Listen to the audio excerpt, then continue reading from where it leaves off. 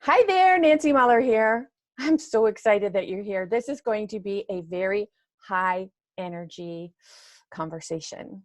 I really hope that you're going to join us today because my guest today is Shannon, and we're going to be talking about astrological archetypes and how she's bringing awareness of shamanic ancestry, shamanic astrology back to the ways of our ancestors. What do you think about that? I'm so excited. I've had conversations with her, and whoa, let me just tell you, she's really amazing. So if this is something that's pulling at you and you're thinking, hey, I should listen to what they have to say and find out what Shannon's sharing, then you've come to the right place. Shannon, welcome. Thank you. Thank you, Nancy. Thank you so much. I am very much looking forward to our conversation today. And this is great energy. Thank you. Shannon, before we go any farther, please tell everybody who you are, what you do, and why you're so fabulous. Thank you. My name is Shannon Gorton, and I'm the Woodbury Witch, and I guide women on magical pathways to intuitive living. And the intuitive living piece is an amazing culmination of the magical celebrations of the year, the seasons, nature, astrological archetypes, the 12 gates of awareness, the cycles of the moon, and so much more. And it's so much fun to be able to share how I have a spiritual path that has right for me as my journey goes along. Now, there's no right or wrong. It's whatever resonates with you, and what resonates with me may not resonate with you. And there's no right or wrong in that path. But I like being able to share the resources that I've come upon on my magical journey, because it has changed my life on so many levels, my mindset, my energy, my family life. And it's just amazing to be able to see the transformation in sharing what I've learned with other people. That's fabulous. Thank you. I'm also a #1 international best-selling author, and it's called Trailblazers. It's an amazing collaboration of 27 women who share their story and how their gifts are changing the world. So thanks for having me. They all have a common thread, just like this this show that I do, Life is All About Choices, because every one of the Trailblazer authors that I have talked to so far have a similar experience, like the common thread that's in this Life is All About Choices, where we've gone through something or experienced something that maybe we thought it was it, our life is over, stick a fork in us, we're done. And then somehow we found a way to say, oh, I see, this was something that's really taking me to the next level of my life. And I know that your story is one of those stories as well. Can you share a little bit about, what your, I call it dark night of the soul was that propelled you, that awareness of when you were, I don't want to say at rock bottom, but let's just say going through the dark night of the soul and then coming out on the other side. Can you share that a little bit? Sure. It's still emotional for me because this is my little brother, my younger brother, and he was 23, and some things had happened along the way that he had a hard time dealing with, and he took his own life at the age of 23 in 1993, and it was the day before my birthday, and I got that call at 1:30 in the morning that he had taken his life, and that was such a devastating loss for me at that time that it really cracked me open. It just cracked my soul open. I just could not even wrap my brain around everything. It was just like a dome. Yes. So it was very challenging, and I did a lot of work on myself. My story, I do share in detail about the Native American pathways that he and I were experimenting in and learning from a Lakota friend of his, and teaching us the different pathways of the Native American lives in that culture.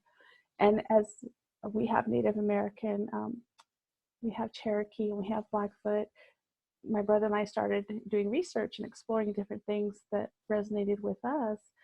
And it just kind of evolved from there. After he passed, I started exploring back into my tarot and oracle and my witchy things that I had shut away for so long, based on some family not accepting, those choices to experiment or research, or just kind of dip your toe in the water to see, if this is something you want to explore further, or if you want to start practicing on a daily basis. So that's one of the reasons why I feel it is important to be able to choose your own path. And I mean, since I was a kid, I just knew that organized religion just didn't fit for me. So that's where I really started diving in and traveling on my spiritual journey to incorporate what felt good for me, because there was a lot of healing. There was a lot of grief that I had to work through. It was a complete cycle. So I still think about him. I miss the heck out of him, and but I know, that he's okay and that he's always close by. But it was, a 2-3 year journey to get to the point to where I didn't cry every time I thought about him. Right. Shannon, have you come to any kind of conclusions or thought about this much, where you could have two siblings raised in the same household, and one decides to take the path that your brother did, and one decides to take the path that you did? And I want to go a little bit farther with the question before you answer it, insofar as I'm not saying that you have everything together and your life is perfect and you never have any problems or never have any challenges or anything like that, but you've taken yourself on a journey where you have risen above the challenges that your brother was challenged with, and you chose to take the path that you did, and he chose to take the path that he did. I think this is a twofold question. Number one, do you ever wonder why you weren't able to use your skills and abilities to help him? And then, of course, we know that everyone's path is their path. So it's a really broad question, but also, what do you feel is the reason that two siblings who love each other very much in the same family, but yet take different, like opposite paths almost, one to stay on the planet and continue this work and inspire, motivate, and empower others, and the other to leave the planet and no longer be a part of that on this earthly plane? I know that was a big, long question, but. So there's a lot going on with that question. Yeah, we had stuff growing up, in our family dynamic that we certainly had our own take on. And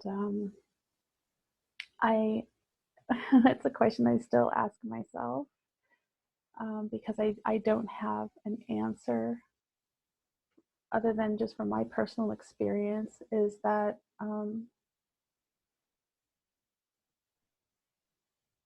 he is a tender heart, and I wrote a poem about that. He was very tender-hearted, and just his main question about the organized religion piece of it was, if there really is that person, that higher source, why did the children have to suffer? That was his whole big thing, and it was just like, oh, that's a great question. And I could never answer that. I think a lot of us that have that traumatic childhood ask that. I know I myself, I can remember sitting on the floor crying so much of my childhood, just asking, why am I here? Why am I going through this? What is this all for? Yeah. And it took me a long time to understand that nothing happens to us, everything happens for us. Yeah. But when you're in the hurt of it, to have someone say to you, this is happening for you, it's kind of like, you've heard parents who spank their kids and say, this is going to hurt me more than it does you. And when you're the kid getting the spanking, you're like, nuts to that, It's like, hold on. let's switch places and see if you still think that, But I feel that, it just seems like the more I talk to people who have had such tumultuous and traumatic childhoods, they have the most work to do as light workers on this planet. And how are we supposed to be light workers and have empathy for those that are suffering or maybe reaching out for assistance if we can't empathize with them in any way at all? And it's not to say that, like when someone's going through something and you say, oh gosh, I know how you feel. Well, that is like the worst thing anyone can say. Like, no, you don't know how I feel, because you're not in my heart. You're not in my body. You're not in my mind. You don't know how I feel. But when we lose someone that we love very, very much, I also think that, they say that there's the 5 stages of grief. Oh, my words today. But I also think that there's that part where when we are coming out on the other side, so to speak, and empowering ourselves and working for a higher spiritual understanding, we then get to a point where we're going to ask ourselves, like, oh my gosh, if I'd have learned this sooner, could I have taught it to my sibling or that person that I love? And the answer that I came up with was that I believe that we are all here doing exactly what we're meant to do in each other's lives. Right. So however much I could give, that was as much as my sibling could accept. And for me to say, no, I've got more, that would be me taking away his right to accept or not accept, thus taking away his free will. Right. I asked myself that question, and I was like, why, no matter what I said, he didn't want to come live with me? Because I knew there was something going on. I knew part of what was going on, and I asked him, come stay with us. I'll get you set up with a job where I'm working. They've got some openings. It was grocery at the time. So I said, we can always use another hand, et cetera, et cetera. And he's like, no, I'm going to kick it here and, see how it goes. And one of the strange things that I had was a dream. About 2 months before this happened, I had a dream, and I had this, it was like a big storm. The sky was kind of red. There was a lone oak tree on a hill, and there was such sadness with all the people around me. And I can remember I was looking for him and I couldn't find him. The month on the calendar that I had in the kitchen where we were staying at my grandfather's ranch at the time, it was the month of April. And that was the picture that was on the calendar, was the red sky, the oak tree on a lone hill. And when I made that connection, I was just like, whew, why couldn't I have done more? And that was in my shock and my grief. And there wasn't any denial, because it's something that had happened. And I was mad at first, because there are so many people that love him so much, and he wasn't alone. Yes. But then I started having dreams. And one vivid dream that I do recall was I had, there was a place, and I compare it to, or like it to, like a hotel, but it was a single floor hotel, and they had individual rooms where the person who had passed, the family would go and visit, kind of like a private wake area for each person. And I remember busting into the room, and it was the wrong room. It was a family who was mourning the loss of, it was a father figure, and he was, dressed for the ceremony of the burial, very vivid and detailed. And I startled the children, and I was like, I'm really sorry. I had the wrong room, because I was just like, I'm an Aries, so I'm a sacred warrior, and I'm always like, for the children and the women and the social justice. That's my passion. It's in me. And I busted into the next room. Again, it was the wrong family. It was a grandma that had passed. And again, I apologize. I bust into the next room, and here's my brother. He's sitting on this bed reading stories to a bunch of kids around him. I'm like, what are you doing? And he got up and he ran outside, and he was 6'4", and he ran outside and he like sat down on the grass, and I was like standing over him, and I was so mad. And he's like, I'm really sorry, but I had to do what I had to do for me. I was just like, I woke up crying, woke up sobbing. And I was like, I can't be mad at him anymore. I have to look at it from his perspective.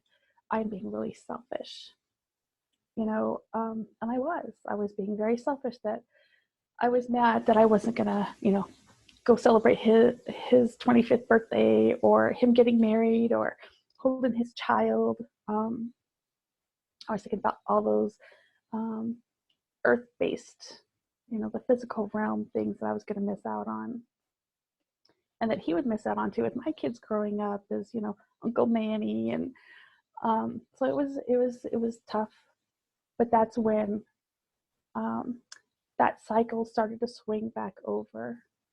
And it really was like, okay, look, I'm still here. I have my family. I need to do what's right for me. And I need to let this part of it go, because it's really weighing me down and holding me back. I'm not able to do what I want to do because I'm so focused on this pain and this hurt of this loss. Not to say that I still don't cry about it now, but Sure, yes, understood. It's a lot easier than it was when it was so fresh, and I was so emotional about it. And I felt the energy of his peace, and that he didn't have that pain in his heart anymore. Mm-hmm. And I felt comfortable knowing that, and I breathed easier. And I said, okay, I'm going to do what I need to do for myself and for my family and what's right for me, because you have shown me a big lesson that you can never take anything for granted. You never know what's going to happen the next day. So don't hide away and not do what you want to do in your life. And really the thing that, the conclusion that I came to about that scenario is, the thing that made me mad or really sad or frustrated or even feeling guilty, like, that I couldn't have done more, was I realized that I wanted him in my life the way I wanted him. And that's the thing. It's like, how dare you leave me? How dare you not be here anymore? What's the matter with you? Like, I want to pick up the phone and share this with you, and when I let go of how dare you not be there the way I want you to be there, and accepted that now he's there the way he needs to be there. Right. Oh my gosh, it was a game changer for me. Total peaceful acceptance. And that's what made the difference for me. Yeah. So go ahead. I was going to say, what was it about? So in going through that, do you feel that you wouldn't be doing the work you're doing today if that hadn't happened?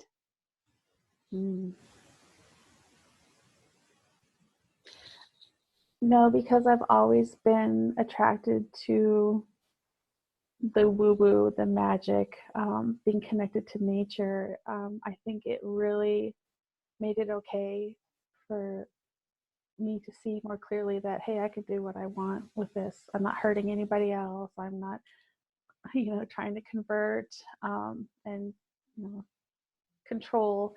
This is something that I want in my life. This has helped me to heal what I needed to heal in the way I knew how. So that was a catalyst then that helped you turn more to your shamanic pathway. Yes, absolutely. So when you look at it as, you know, I go back even farther, like when our souls are on the other side of the veil and we're making those soul contracts to, you know, incarnate and how we're going to be there for each other.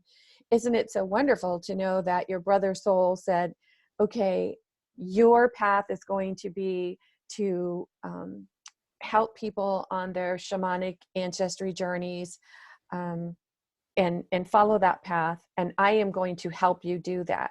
So of course, you know, when we think of that just from a everyday mortal standpoint, we think of it like, oh, that means you're going to be standing beside me, helping me, you know, print flyers and all of that good stuff. And it's so much deeper than that. It's on a soul level of how they're helping us with our journey. And for me, that's what really empowers my strength and my love of self, knowing that I love and appreciate so much what you've done for me to further my journey.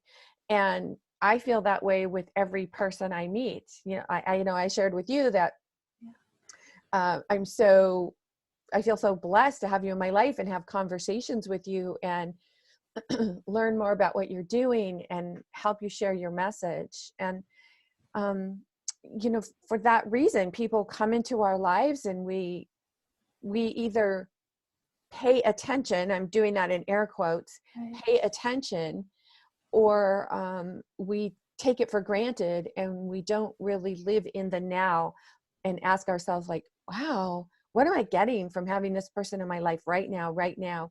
And that's one of the valuable things, in my opinion, of living in the now, of knowing every single minute right now.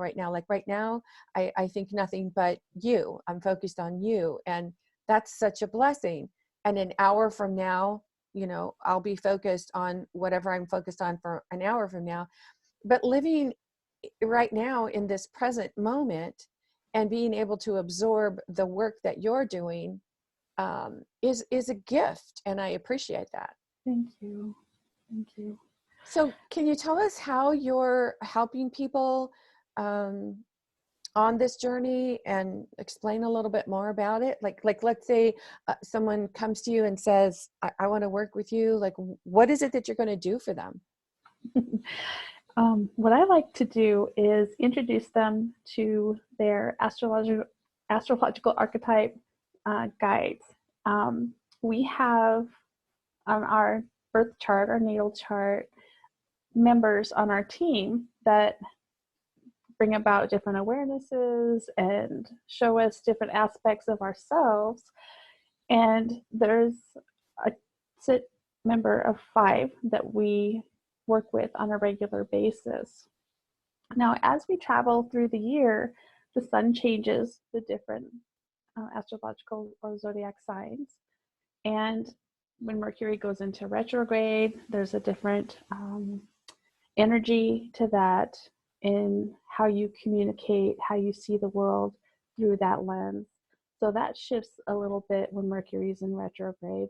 And you know who your 5 archetypal guides are, you can really expand or enhance how you go about setting intentions, how you go about manifesting, who you can call in. The guides are, well, the astrological archetypes are associated with each of the elements. So we have the 4 elements, and then we have the 12 astrological archetypes. So in each realm, in the earth realm, we have 3 archetypes, the same for water, the same for air, and the same for fire. You can tune into the correspondences or the energy that each one brings. Now, I mentioned before I have an Aries sun, but my moon is in Virgo, and in my past life, I was a priestess, and that's what I know. That's what I came into this world knowing how to do, is how to priestess. And I also know how the importance of sacred timings. So I like to share the importance of celebrating the 8 magical seasons of the year and the moon cycles. Now, it's interesting because the moon has a 3-day window in the cycle. It's like the full moon and the new moon. But the moon changes a sign every 2 days. So when you know that you have a Virgo moon and that the moon is going to be in Virgo, but the sun's in Sagittarius, you know, what I guide people to learn how to understand how they all work together so that they can work on what they want to manifest using the energy from these particular archetypes at this particular time. And it's really neat because where we are today is not where we're going to be tomorrow. It's not where we're going to be next month or even next year. So as we are ever evolving, living on our planet that's ever evolving, this will always be something that can be revisited. So how do people go about learning what their 12 archetypes are, or excuse me, 5 archetypes are? Well, what I do is I do natal readings, and then I drill down in to see which of the archetypes are present in their in those 5 slots, in those 5 spaces of being their guides. And we don't ignore the rest of the astrological archetypes that are in a natal chart. This is what makes us unique, and it helps us to see different aspects of who we are and how we communicate and how we make choices and how we lead and what we're doing here. Now, I don't tell people, oh, this is your sole purpose and this is what you need to do here. That's for them to decide. But I give them the tools to be able to see, wow, I'm really good at this. And this is what makes my heart shine. This is my soul sparkle. This is like, this feels good to me. This is what I want to do. I just share the tools. So this isn't something like if you say, like if someone listened to this and they said, oh, I wonder what my 5 archetypes are, they wouldn't be able to just go Google it. Like, I'm a Leo and what are my 5 archetypes? Not necessarily. You really need to be able to pull the chart for yourself, an astrology chart. I have coined it the astrological archetype reading because that's what boils down to for me to make it simple to explain. Mm-hmm. A lot of people call it a birth chart or a natal chart, but that just gives you like everything. And the way that I do it, I'm focusing in on that 5-member team just to give you a head start, because that's one layer. Then we discover, okay, this is some of the aspects of this particular sign, but they're also in an element. So what are the aspects with that element, and how can you put them together so that they flow in and out of the cycles and of the seasons and in nature and in what you want to manifest or your goals that you want to achieve. So it's really exciting because knowing how the pieces fit together and the cycle of the wheel as we journey in the moon, it's a magical flow that really enhances your day to day. I mean, it really grounds and centers and gives you like a fresh start on a new awareness of intuitive living. And that's what I really like about it. That's great. And so it's almost like with this knowledge in your morning meditation, you can add this knowledge to your morning meditation and it would rather amplify it, I would think. Yes. So when, like right now, we are in a Sagittarius sun, and our next moon is going to be, I'm going to cheat right here and get my notes, and the next moon is the full moon on the 12th. So we have a 3-day or 72-hour window. So we can start getting ready for our full moon ceremony or ritual, however you want to coin it for yourself, on the 11th.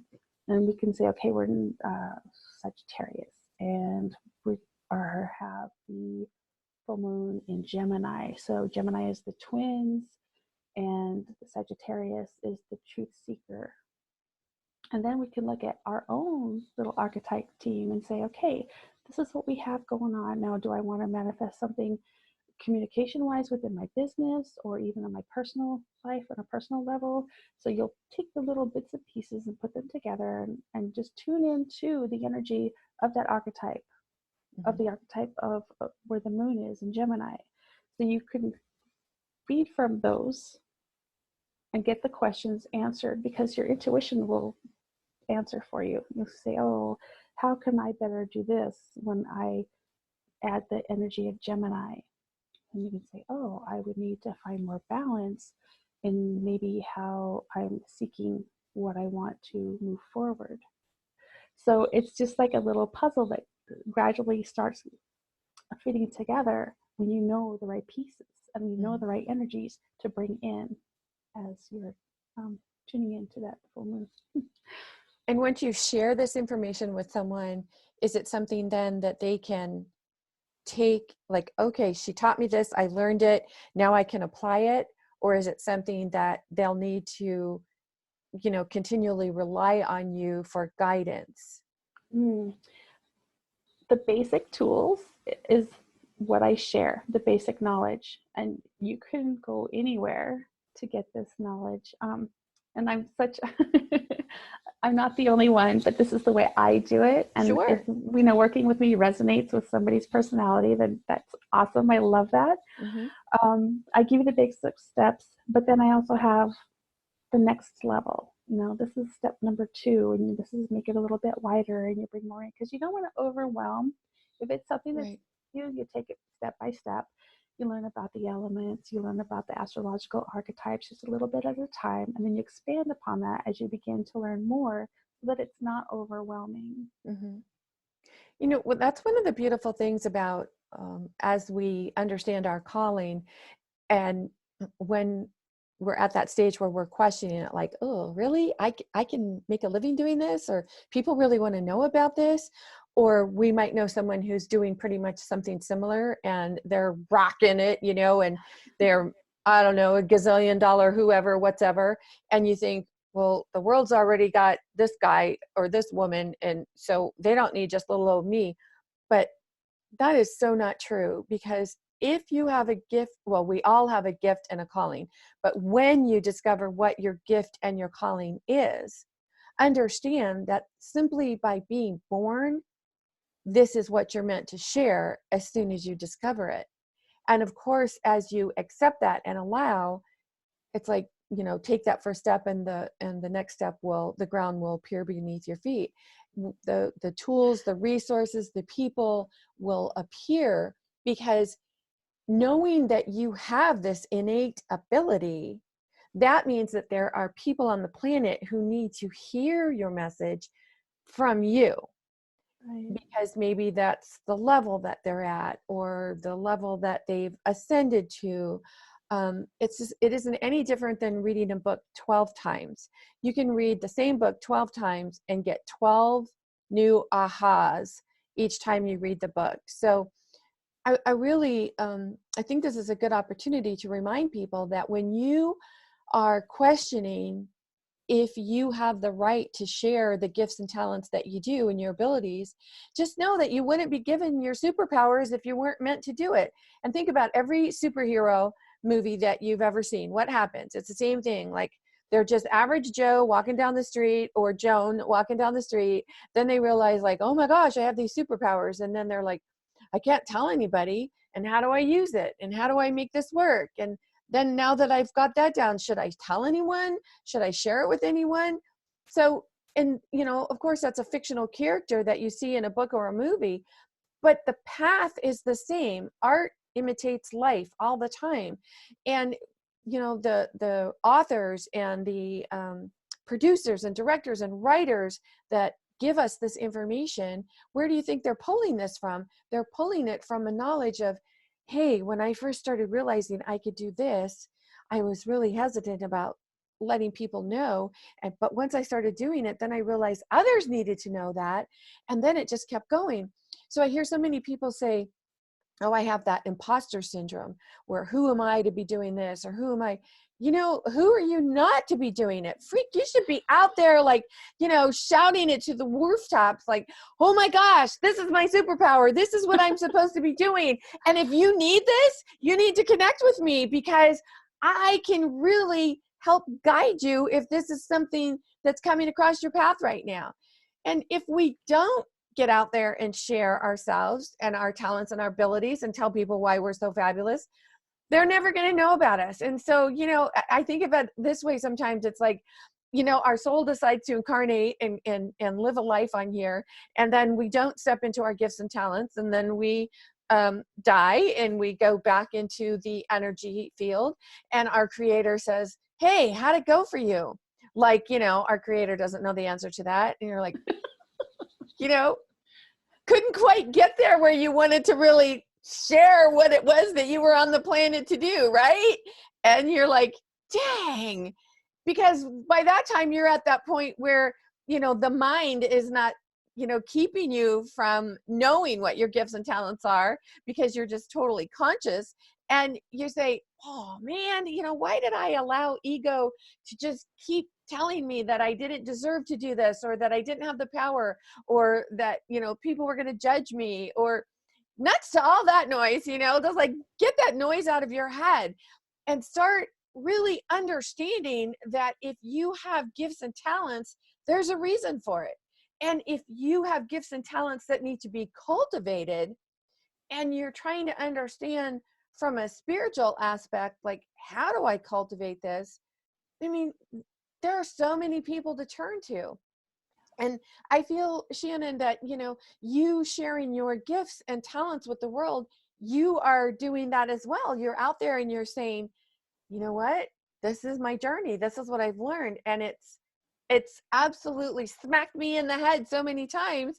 And now I'm out there teaching it to others, and I'm sharing it with others, and I'm inspiring, empowering, and motivating others because I just feel this, you know, like superpower welling up in me every single day. And if you are attracted to me, it is for a reason.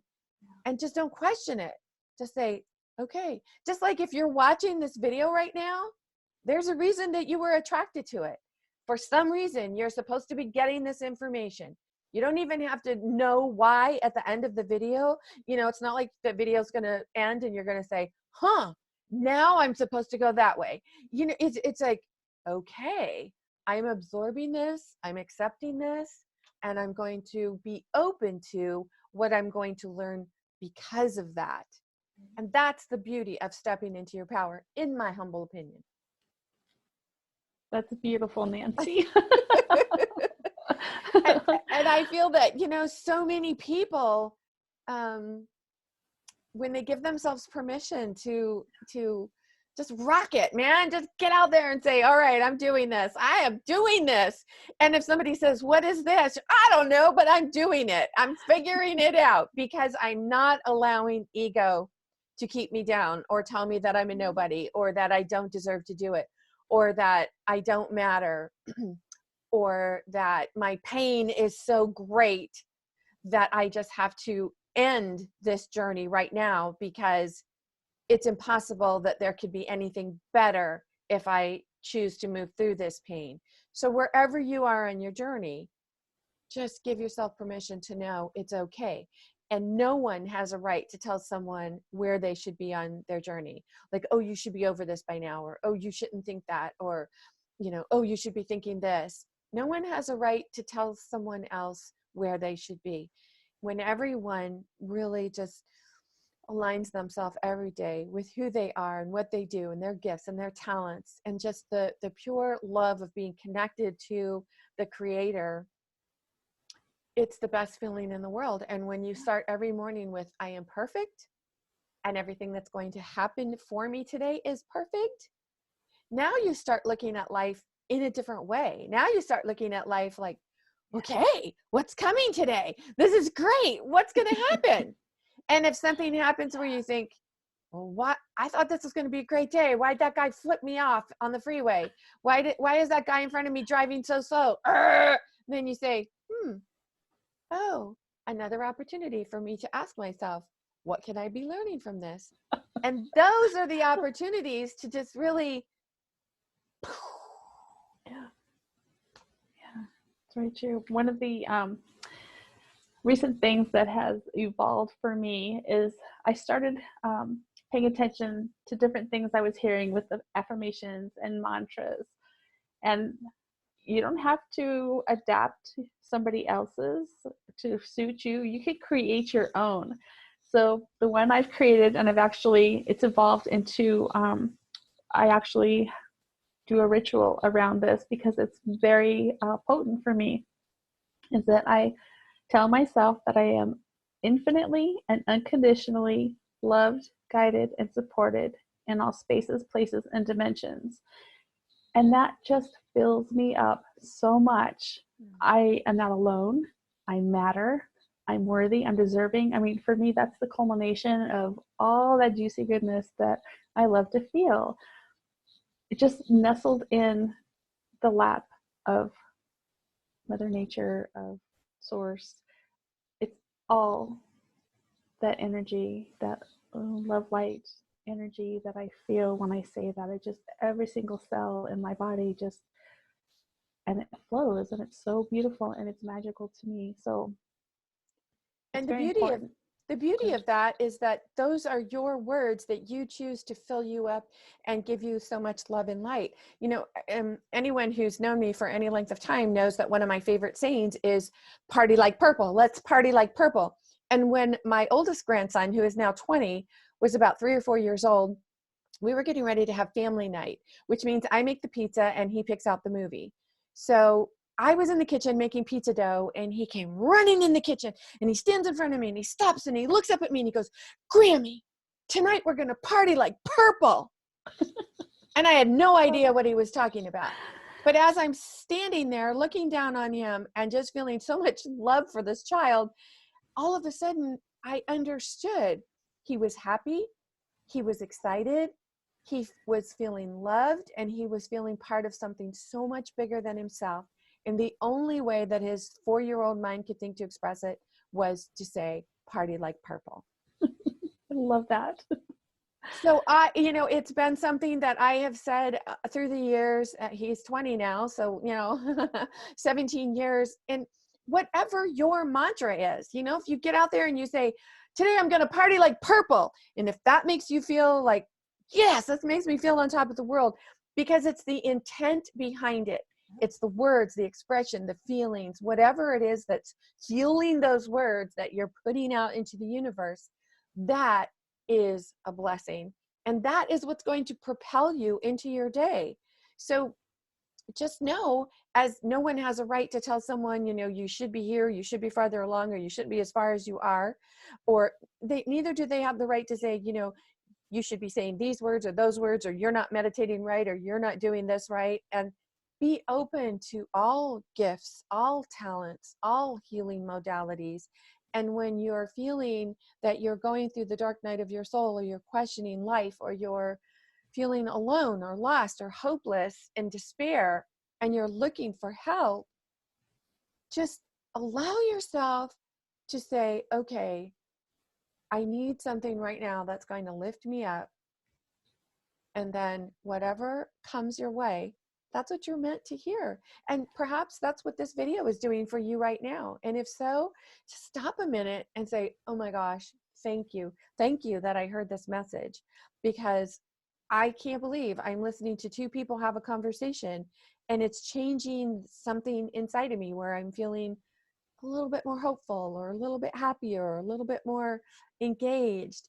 Whatever it is that you're feeling, take that as like this first step, and then take it a next step and a next step, until you finally at that place where you desire to be. And this is what this work is all about. And this is why there are so many people out there sharing their gifts and talents, because there's no one size fits all. So find the size that fits you and grab it, man, and party like purple. Shannon, thank you so much for being with me today and having this conversation. Can you tell viewers how they can get a hold of you, and how to follow what you do?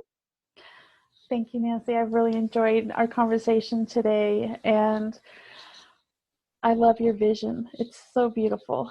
I can be found at my website, and it's shansmagicalmakings.com. And I'm also on Facebook, and it's Shannon C. Gorton on Facebook. So thank you so much. I am so blessed to be here, and I'm very grateful.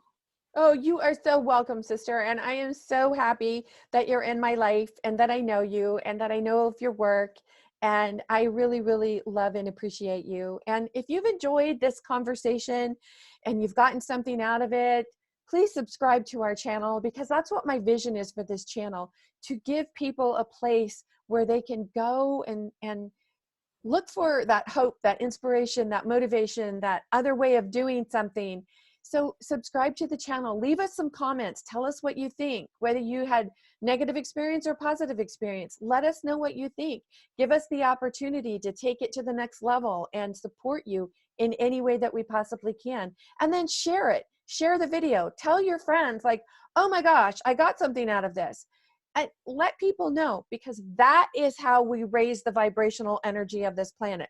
One person at a time, sharing with other people and creating that ripple effect. That is what's going to make us all party like purple every single day. In the meantime, my name is Nancy Mueller, and I hope that you subscribe, leave us a comment, and let us know how we can support you. Ciao for now.